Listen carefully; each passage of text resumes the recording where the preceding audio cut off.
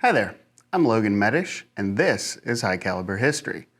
I'm at Lewis & Grant Auctions, and I am sitting in front of a table of some of the finest engraved and embellished Winchester firearms that you will ever see anywhere. I absolutely guarantee that.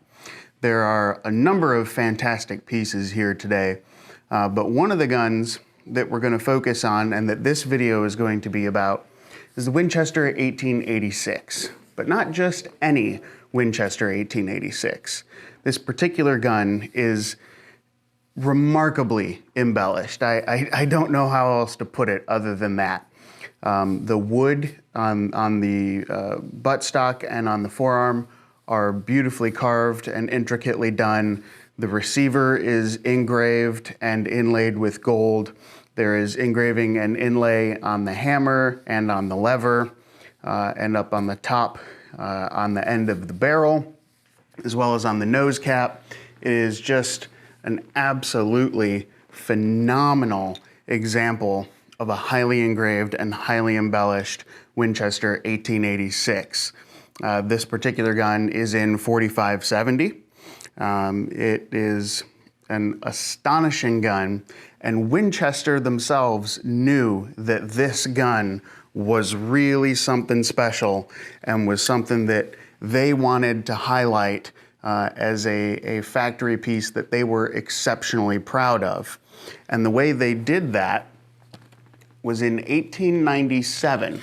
They put out a catalog, and it was called the Winchester Repeating Arms Company Highly Finished Arms Catalog. And in this catalog are examples of beautiful engraved guns. And one of the guns in here on page 4 is a Winchester 1886. And we have managed to figure out, the folks here at Lewis & Grant have determined that the Winchester 1886 that I just showed you is that gun on page 4 in this book. They used it as the pattern gun for this book. And that's really something special because this book has become a sort of Bible with the Winchester engraving and highly finished arms. People have studied it and researched it, and it is an impeccable reference material. And so to be able to have the firearm that was used as the pattern for this book is just unbelievable. Just absolutely unbelievable.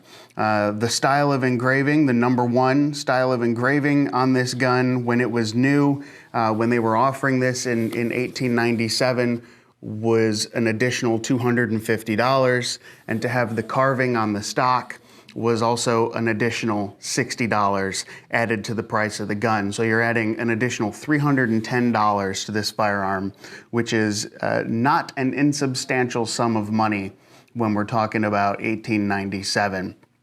I will mention to you here, they said this ornamentation embraces inlaying, engraving, damascening, and hand carving.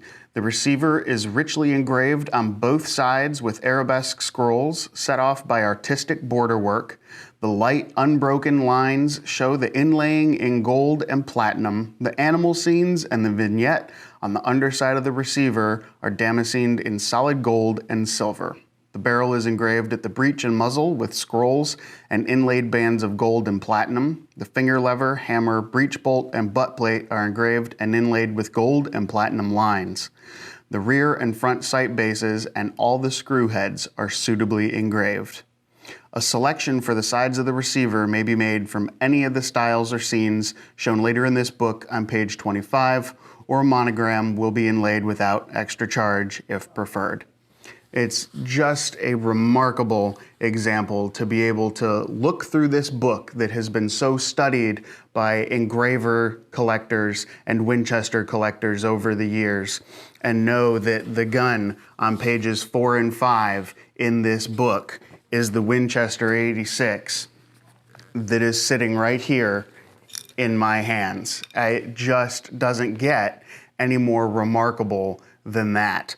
And this gun will be available for sale in the May 2021 Arms and Armor sale from Lewis & Grant Auctions. So someone is going to have an exceptional new addition to their Winchester collection. You really can't improve upon it. If you're looking for an engraved Winchester rifle with some exceptional history to it, this is that gun, hands down, bar none. You just can't improve upon it. So I appreciate you tuning in. I hope you enjoyed this video, and we'll see you right here on the next episode of High Caliber History.